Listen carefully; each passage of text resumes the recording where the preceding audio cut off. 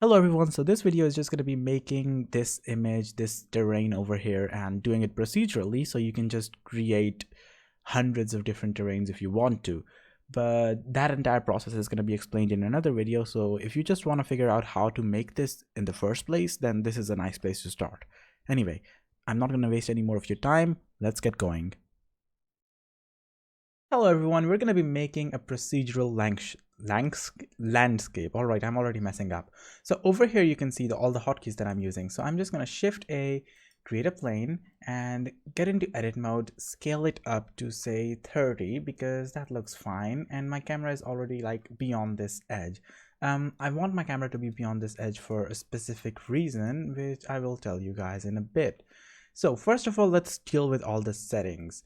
So there are a couple ways to do this, and something that you will see, well, commonly being done is just create subdivide and you create say 200 loops over here, like something like this. Okay, there's a lot of cuts over here now, but I'm not going to do it like that because first of all that causes a lot of geometry when you don't really need it. Okay, what I mean by that is everything that's behind the camera over here, right?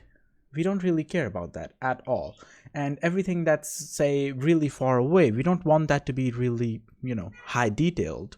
So what I'm going to do instead is I'm going to add in one subsurface division over here, and we need another option here that's called adaptive. And in order to get that, you can come over here to the render tab, switch this from supported to experimental, and that will give us this tab down here. That is a subdivision tab. That's the dicing rate render. These are my settings that I'm going to be using, by the way. So 1 pixel, and the preview is just going to be 8 pixels.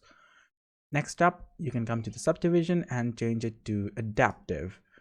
Now change it from this one to simple, and the moment you do that, you'll notice that okay, things don't really look different at all, and that's perfectly fine because come down here to materials, add a material, all the way to the bottom, go to settings and change the displacement from bump only to displacement and bump. And that is the final time, well, yeah, we're going to be, in this view at all. From now on, everything is going to be done from the shading view. So let's first fix the camera. All right, let's not fix the camera. Let's just create some displacement first so we know where to place the camera. Okay, so I'm gonna add in a noise texture, and then I'm gonna add in a displacement node. The displacement node connects over here, and I'm gonna add in a color ramp in between both of these. Okay, I kind of messed up over here. So color goes here and this goes into the height. Now you won't see anything happening unless you're in rendered view, right? So let's just get into rendered view, and we still don't see anything happening. So that's primarily because the background color over here is black. So I'm going to use just a basic environment texture. So I'm going to use just this basic environment texture that I'm going to link in the description down below. And you'll notice that, all right, so things really don't look that much different at all. And that's because the scale is down. So first of all, let me just fix this. I'm just going to do something over here. So now you'll start seeing some things. And let's just up this detail as well to cause, actually add more details in this. Otherwise, it would be really smooth and we don't want it to be smooth. And let me just move the whites over here, and the blacks can just go like that. The mid-level needs to be at 0, and the scale then you can play with to cause the mountains to appear. All right. Now, this black one basically controls, the water over here. Well, it's not really water, but we're going to turn it into water. So the more black there is, the more there's going to be water. And after some point, it's just going to not cause any landscape at all. And the reason for that is you can easily visualize this, by the way. Let me just disable the displacement node. Let's just come into this view. Yeah. So the reason for that is really simple. It's basically, this is an original noise texture, right? We're passing it through a color ramp, and that's basically converting it into black and white. And from there onward, we can just use the black and white to control where it's going to be at its highest and where it's going to be at its, deepest. Black is low, white is high. So when that goes into the height for the displacement map and you connect that, it basically turns that into a height map. And it's not a height map, it's actually micro displacement, or you're just displacing it in the rendered view.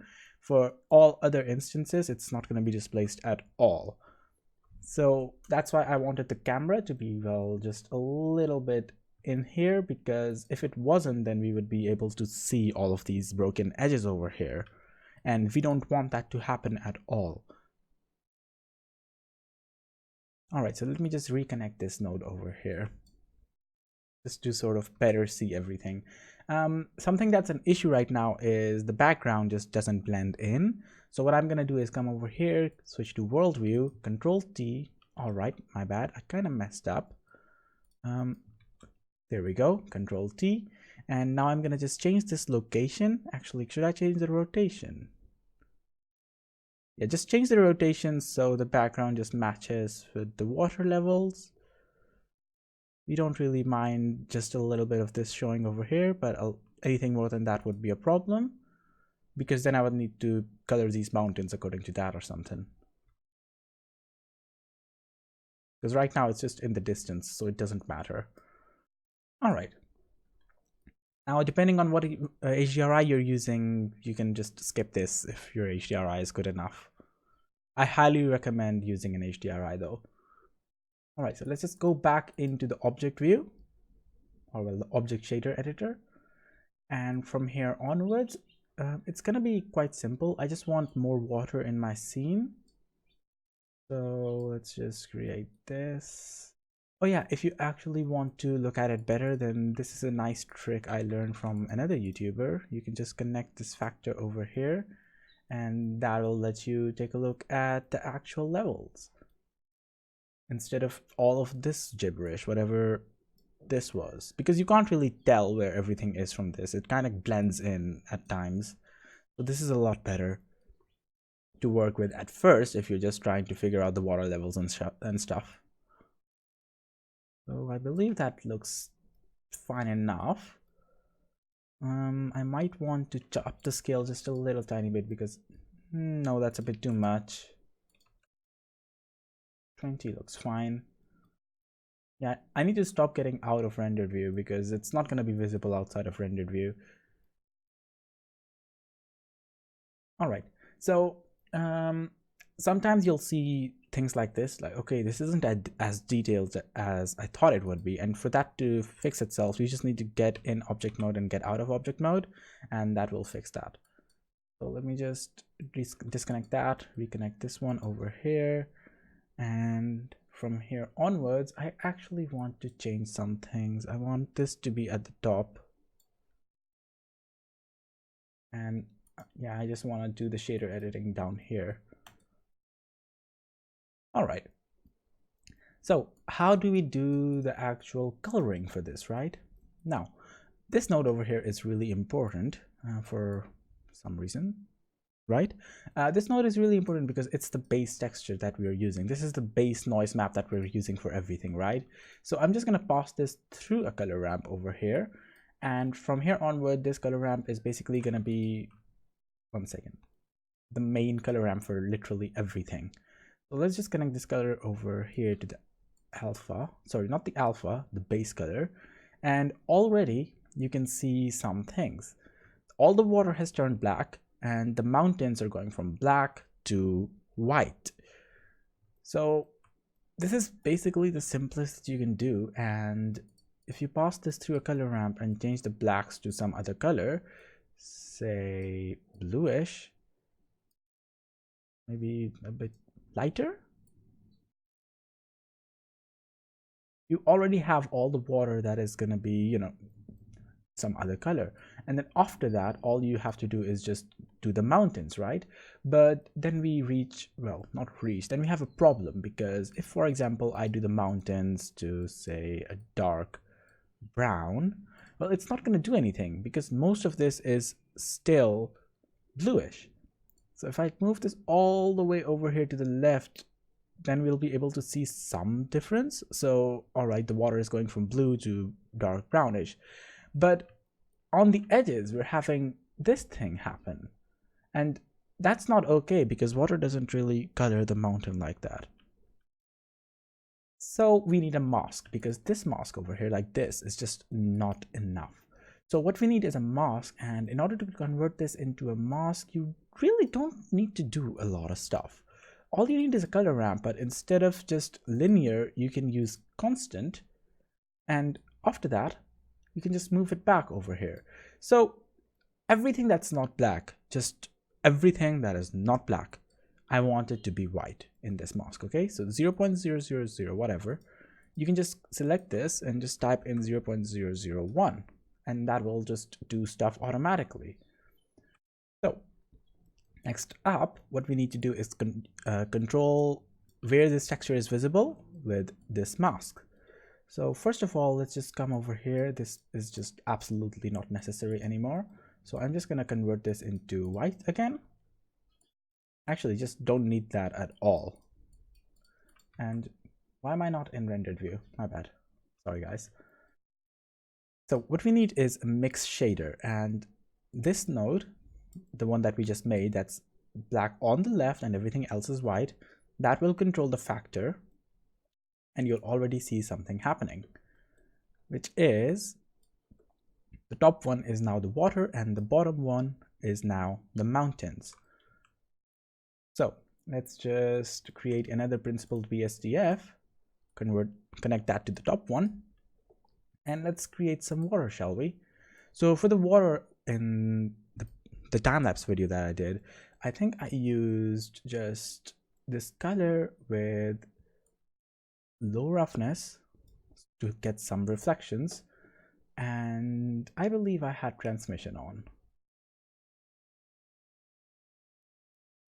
Yeah, it just gives a nice look to it. Now transmission would work a lot better if I were using a plane for water instead of this.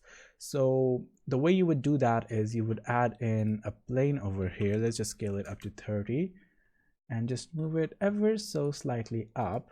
And now that plane can just be used as the water instead of whatever I'm doing over here. But I'm not doing that, so let's just get rid of that plane. Yeah. So every time you move your rendered camera, you'll have to double tap. Sorry, you have to select it and double tap tab to redo all the other things as well. Now we're already having some issues where I guess our texture node just wasn't good enough. Let me just quickly make sure. Yeah, so this is not good enough basically. And in order to fix that, well, you can just, sorry, not that one, this one. You can just try to add in another 0 over here, another one, but it won't really do anything. And it's a lot easier to just use an ease thing or just cardinal. Let me just take a look at what looks better. I believe ease is better. Yeah, so it's a lot better to just use an ease and just this tiny bit of shading over here, which is not really that bad. And in all honesty, you could even use that to give this bit of the mountain a different color than everything else. And we're going to do exactly that. So we're going to need another mix shader, and this is just going to get connected over here. Now, the water can just stay down here. Everything else just needs to come up here. Now we need another this thing as well. Sorry, this thing. So I'm just going to select this and press Control D, or is it Control Shift D? Yeah, Control Shift D. So the reason we need another mask is because we want, just un momento, we want, say, this bit of the water, so this area, to be of a different color. So let's just change it from ease to linear or cardinal. Cardinal looks nice. And I'm gonna just add in another one over here. Change this one to a darker color as well. There we go. That mask looks actually decent. And use this one to control this mix shader. So what do we have here now? So let's just move this up here, this, and Shift D, and connect that down here. So this is going to control all of this area. So I just want that to be darker because it's, wet. And I guess the roughness needs to be lower as well because it needs to be reflecting some light. And after that, this one is the rest of the mountain. So let me just quickly get back into my camera view, my original camera view. And let's just play with this a little bit. Let's make it darker. And let's actually just give it some higher roughness. All right. Now the water is not looking good in my opinion. It's just not. I'm gonna make it darker, and that is infinitely better. I wouldn't say infinitely, but it is a lot better. All right. So what are images like these even used for if you're gonna do them? Also, you can keep on adding mix shaders and use other maps as well. I'm gonna actually use one more just to show you guys something that can be done. So this one down here is most of the mountain, right? Yeah. So what if I want different patches of different colors on this mountain? Well, you can do that by just using another mix shader. Just connect that over here. And for this one, I'm going to use another noise texture. Let's just use the same mapping for this one as well. Let's just move it down here. Control T over here. Connect that to this. And move this all the way back up here. So what I want to do is I want a color ramp. Let's just connect this over here. And let's just up the scale to say 25. All right, that looks fine enough. Up the distortion as well as the detail. Actually, the distortion needs to be just low, so 1 is fine. Oh, is 0 fine? Actually, 0 is a lot better. All right, and this color ramp right now is going to be controlling this mix shader. So let's just reconnect that. Now, if I were to add another principled BSDF, say, my bad, over here, now I can give the mountain different patches. For example, if I just make this black, so we have just a black patch over here, some blackness here, and just different colored patches all together. And you can even go as far as just using all sorts of different things, because Blender does give you a lot of one second, let me just use one. Blender does give you a lot of procedural nodes over here, noise generators, and Voronoi is actually quite decent as well, because if you put that into, say, the distortion or the scale or the detail, you can change things a lot. Now obviously you'll have to play with things and see what looks good, but for most of the time this just a noise texture is perfectly fine. Now there are ways to just change things according to the height of the terrain. So just I want the peak to be a different color, I want the bottom bits to be a different color, or I just want lines going through this entire thing. But that's a video for another day, because honestly this is already getting quite long. This is 19 minutes of me just constantly going through everything. So I'm gonna do just one last thing, and that is we need a bump map, because just the height map is not enough. So what I'm gonna do is I'm just gonna create a bump map over here. I'm gonna use this original texture that I had. So let's just quickly connect that over here, and that needs to go into the height, I believe, and it is in the height. All right. And let's just connect that to everything that is not the water. So just connect that over here. And let's just connect that to both of these as well. So let's just connect that over here. And let's just connect that over here. Let's fix where they're connected. So things just look a lot better with a bump map, because at the end of the day, the bump map is supposed to act as a displacement map, but at the same time, it can act as, you know, a replacement to the displacement map as well. What you could do is you could totally just hook that up over here with this normal and just ignore everything else, but I'm not going to do that. Anyway, so that's it for this tutorial, and like, subscribe, do whatever you want. I am going to be working on more tutorials in the future, especially more that have to do with landscape. So yeah, keep an eye out for that. Thanks for watching and goodbye.